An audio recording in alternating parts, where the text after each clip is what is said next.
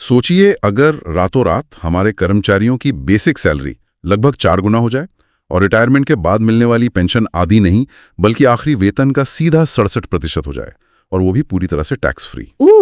और ये कोई ख्याली पुलाव नहीं है।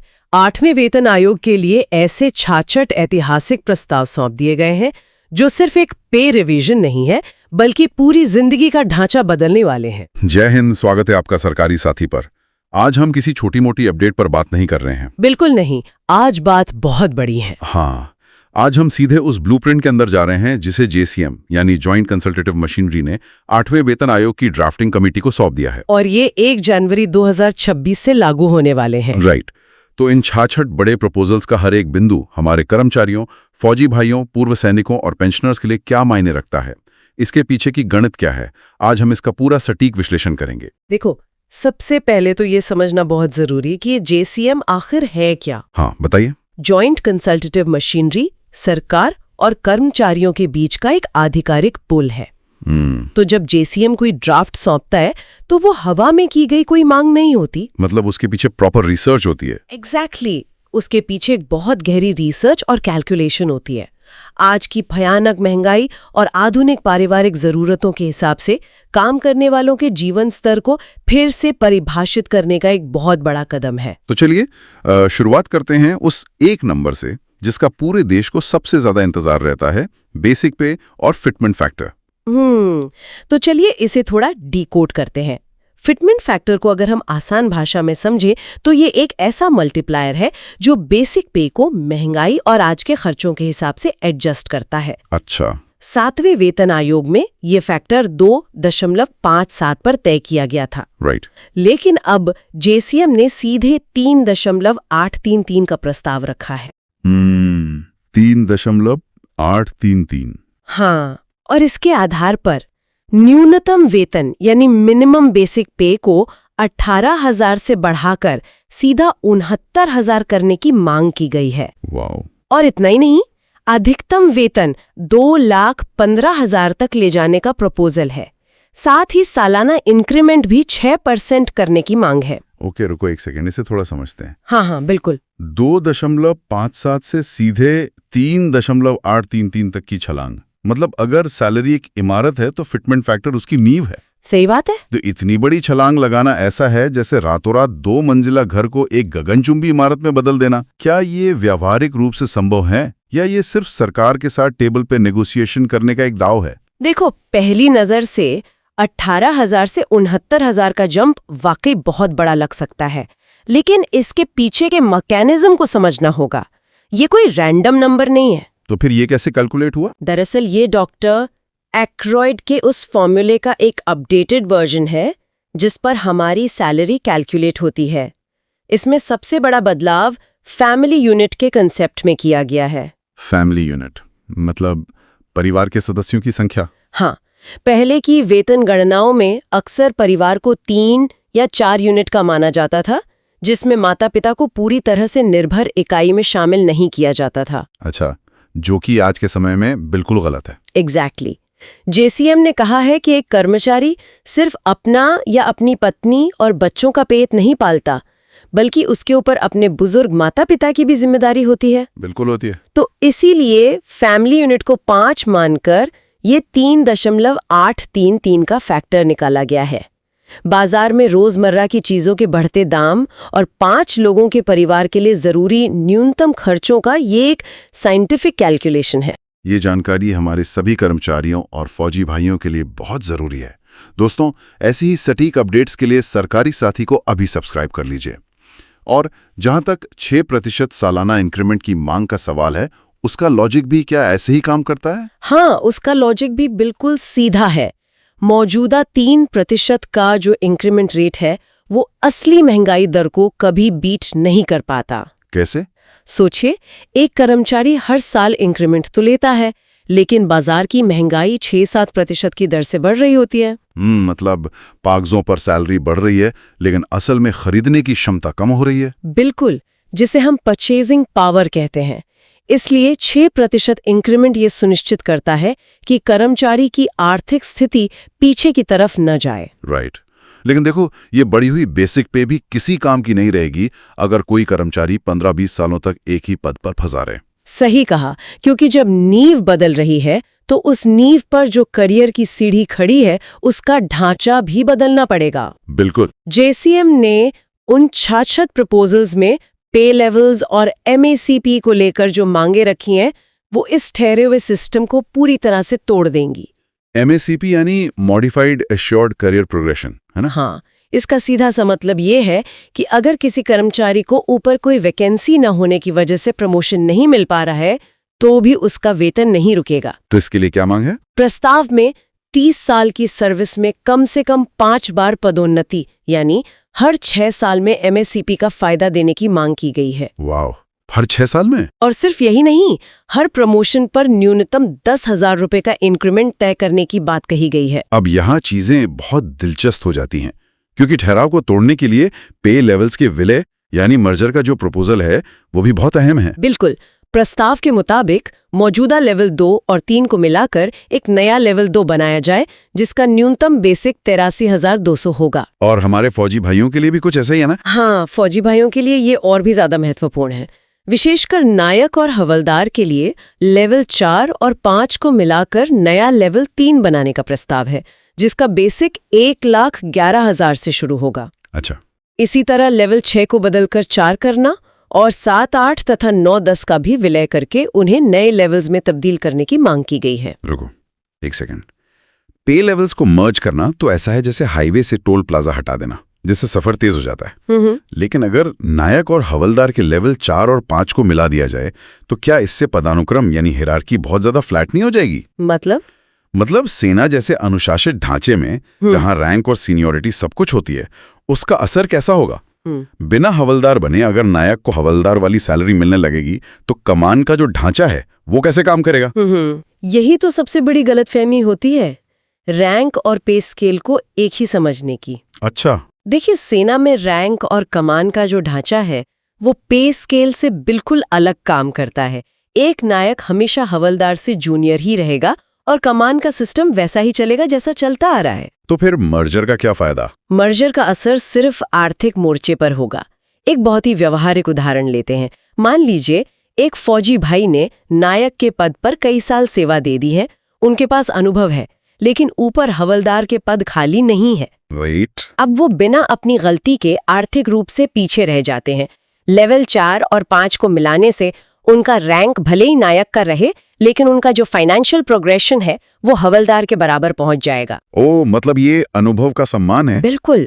बिना कमांड स्ट्रक्चर को छेड़े इससे कोई भी जवान एक ही जगह पर आर्थिक रूप से ठहर नहीं पाएगा। सही बात है, रैंक का सम्मान अपनी जगह और आर्थिक सुरक्षा अपनी जगह। हाँ। अब जब हमने करियर की सीढ़ी की बात कर ली है तो अब उस परिवार की बात करते हैं जो सीढ़ी पर चढ़ने वाले कर्मचारी को सपोर्ट करता है, भत्ते और मेडिकल सुविधाएं। भत्तों को लेकर जो प्रस्ताव हैं वो वाकई चौंकाने वाले हैं। हमने पहले 5 लोगों की फैमिली यूनिट की बात की, लेकिन इसमें एक और बड़ा बदलाव है। वो क्या?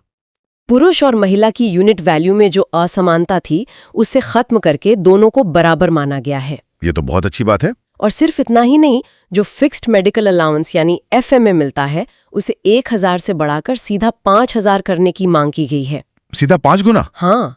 और जो लोग CGHS या फौजी भाइयों के मामले में ECHS के दायरे में आते हैं उनके लिए हर जिले में वेलनेस सेंटर खोलने का प्रस्ताव है। हर जिले में? ये तो बहुत बड़ी राहत होगी। और सबसे बड़ी बात बताऊं, ये पूरी तरह से कैशलेस होगा और इसके लिए लाभार्थियों से कोई अंशदान या कंट्रीब्यूशन नहीं लिया जाएगा। बिना किसी कंट्रीब्यूशन के? वाओ। बिल्कुल। और बच्चों की पढ़ाई का भी पूरा ध्यान रखा गया है। बच्चों का एजुकेशन अलाउंस सीधा 10,000 प्रति माह और हॉस्टल सब्सिडी 35,000 प्रति माह करने का प्रस्ताव है।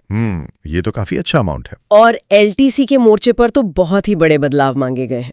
सर्विस के दौरान 2 बार विदेश यात्रा के लिए LTC की मांग की गई है। एक मिनट, LTC पर विदेश यात्रा? हाँ। और यही नहीं, LTC में माता पिता के साथ साथ सास ससुर को भी शामिल करने की मांग है। इसके अलावा ड्यूटी के दौरान दुर्घटना में मृत्यु होने पर 2 करोड़ रुपए के मुआवजे का प्रस्ताव भी रखा गया है। विदेश यात्रा और उसमें सास ससुर को भी शामिल करना, ये तो लीव ट्रैवल की पूरी परिभाषा ही बदल देता है ना? और बिना किसी अंशदान के कैशलेस CGHS और 5,000 का FMA, क्या इसका मतलब यह है कि सरकार अब अपने कर्मचारियों के परिवारों के स्वास्थ्य और मनोरंजन की पूरी और बिना शर्त जिम्मेदारी लेने की दिशा में बढ़ रही है? देखो, इस बदलाव के पीछे जो सामाजिक नजरिया है वो बहुत गहरा है। आज दुनिया एक ग्लोबल विलेज बन चुकी है। विदेश यात्रा अब सिर्फ एक लग्जरी नहीं है, एक एक्सपोजर का एक जरूरी हिस्सा है। पॉइंट है। और सास ससुर को शामिल करने की मांग इस सच्चाई को दिखाती है कि हमारा समाज बदल रहा है। अब बेटियां भी अपने माता पिता की पूरी जिम्मेदारी उठा रही हैं। ये सिर्फ एक भत्ता नहीं है, जेंडर इक्वालिटी की तरफ एक बहुत बड़ा कदम है। बिल्कुल सही कहा। और रही बात सरकार द्वारा बिना शर्त जिम्मेदारी लेने की, तो जब कोई जवान बॉर्डर पे खड़ा होता है या कोई कर्मचारी किसी क्रिटिकल सरकारी मिशन पे होता है, तो उसका दिमाग घर की मेडिकल इमरजेंसी या बच्चों की फीस को लेकर परेशान नहीं होना चाहिए। हाँ, फोकस बहुत जरूरी है। जब परिवार की चिंता खत्म हो जाती है तो ड्यूटी में एफिशिएंसी अपने आप कई गुना बढ़ जाती है। ये एक खर्च नहीं बल्कि ह्यूमन रिसोर्स पर किया गया इन्वेस्टमेंट है। सही बात है। चिंता मुक्त इंसान ही सबसे बेहतरीन काम कर सकता है। अच्छा, सर्विस के दौरान ये सुविधाएं तो मिल गई, लेकिन इसके बाद आता है जीवन भर का सबसे बड़ा सुरक्षा कवच, यानी रिटायरमेंट और पेंशन। एग्जैक्टली। पेंशन रिफॉर्म्स को लेकर जो ड्राफ्ट है वो मौजूदा व्यवस्था को पूरी तरह से बदल कर रख देगा। सबसे पहली मांग तो यही है कि 1 जनवरी 2004 के बाद भर्ती हुए कर्मचारियों के लिए पुरानी पेंशन योजना यानी ओपीएस को बहाल किया जाए। ये तो बहुत समय से मांग चली रही है। हाँ, लेकिन असली गेम चेंजर पेंशन की कैलकुलेशन है। पेंशन को अंतिम वेतन के 50% से बढ़ाकर सीधा 67% करने का प्रस्ताव है। 67%? और पारिवारिक पेंशन को 30% से बढ़ाकर 50% करने की मांग है। और उस पर ये मांग कि पेंशन पर कोई इनकम टैक्स न लगे। मतलब पेंशन को 67% करना और उसे पूरी तरह से टैक्स फ्री कर देना। ऐसा है जैसे ये सुनिश्चित करना कि रिटायरमेंट के बाद भी आर्थिक इंजन कभी धीमा ना पड़े। लेकिन 67% क्यों? कहते हैं कि जब कोई रिटायर होता है तो उसकी पेंशन सीधा आधी हो जाती है, पर क्या रिटायर होने के अगले दिन से घर का खर्च भी आधा हो जाता है? नहीं, बिल्कुल नहीं। उल्टा बुढ़ापे में तो मेडिकल खर्च और सामाजिक जिम्मेदारियां बढ़ जाती हैं। एक रिटायर हो रहे इंसान की कल्पना कीजिए जो अचानक से अपनी आधी आय खो देता है, लेकिन खर्चे वही रहते हैं। हाँ, ये तो बहुत बड़ा झटका होता है। यह 67% का आंकड़ा उस झटके को कम करने और सम्मानजनक जीवन जीने के लिए निकाला गया है। समझ गया। इसके साथ ही पूर्व सैनिकों के लिए एक बहुत अहम मांग शामिल की गई है। जब वे रिटायरमेंट के बाद कोई सिविल सेवा ज्वाइन करते हैं तो उनकी जमा छुट्टियों यानी अर्न्ड लीव्स को भुनाने की सीमा को 300 दिन से बढ़ाकर 600 दिन कर दिया जाए। अच्छा, लीव एनकैशमेंट। और इसी सेक्शन में सिविल कर्मचारियों के लिए भी ओआरओपी यानी 1 रैंक 1 पेंशन लागू करने का प्रस्ताव है। साथ ही हर 5 साल में सभी की पेंशन का रिवीजन करने की मांग है। रुको, ओआरओपी फॉर सिविलियंस। क्या ये सेना की कठिन सेवा और उनके अद्वितीय ढांचे के बीच की रेखा को धुंधला नहीं कर देगा? ओआरओपी तो मूल रूप से फौज के लिए था, जहां जवान 35 या 40 साल की उम्र में रिटायर होकर आ जाते हैं। ये बहुत ही वैलिड पॉइंट है। फौज की सेवा और जोखिम बिल्कुल अलग है, लेकिन सिविल कर्मचारियों के लिए ओआरओपी की मांग के पीछे का मैकेनिज्म ये है कि समान अनुभव और समान पद से रिटायर होने वालों के बीच कोई बड़ा आर्थिक गैप ना हो। मतलब साल का फर्क? हाँ, मान लीजिए एक कर्मचारी 2010 में रिटायर हुआ और दूसरा 2025 में। दोनों ने एक ही पद पर काम किया, लेकिन उनकी पेंशन में जमीन आसमान का फर्क आ जाता है। हाँ, ये तो होता है। सिविल ओआरओपी इस गैप को खत्म करने के लिए प्रस्तावित है, लेकिन हाँ, नीतिकारों को इस बात का बहुत ध्यान रखना होगा कि सेना के जो विशेष बलिदान है उनका महत्व कम ना हो। इसीलिए हर 5 साल में पेंशन संशोधन का जो प्रपोजल है वो शायद इस गैप को पाटने का ज्यादा संतुलित तरीका है। राइट। तो जीवन भर की इस मजबूत आर्थिक सुरक्षा के बाद अंत में बात करते हैं रोजमर्रा के काम और जीवन के बीच संतुलन की, यानी वर्क लाइफ बैलेंस। ओहो, जेसीएम के प्रस्तावों में वर्क लाइफ बैलेंस को जिस तरह आधुनिक बनाया जा रहा है वो तो सच में देखने लायक है। क्या क्या है इसमें? महिला कर्मचारियों के लिए मासिक धर्म अवकाश यानी मेंस्ट्रुअल लीव, पुरुष कर्मचारियों के लिए 45 दिन की पैटर्निटी लीव और माता पिता की देखभाल के लिए 60 दिन की पेरेंट केयर छुट्टी का प्रस्ताव है। 60 दिन की पेरेंट केयर लीव? हाँ, और महिलाओं के लिए गर्भाशय सर्जरी के लिए विशेष छुट्टी और चाइल्ड केयर लीव को 3 के बजाय 6 बार में लेने की सुविधा भी मांगी गई है। एक सेकंड, ये नीतियां तो किसी बहुत ही आधुनिक टेक कंपनी की पॉलिसी जैसी लगती हैं। है ना? पारंपरिक बाबू कल्चर में 45 दिन की पैटर्निटी लीव और मेंस्ट्रुअल लीव ये सिर्फ वेतन बढ़ाने के बारे में नहीं है, बल्कि ये मानने के बारे में है कि कर्मचारी पहले एक इंसान है। क्या ये एक नई सोच की शुरुआत है? बिल्कुल, ये वर्कप्लेस कल्चर को पूरी तरह से बदलने का एक दूरदर्शी प्रपोजल है। ये बताता है कि सरकार अब संपूर्ण विकास पर फोकस कर रही है।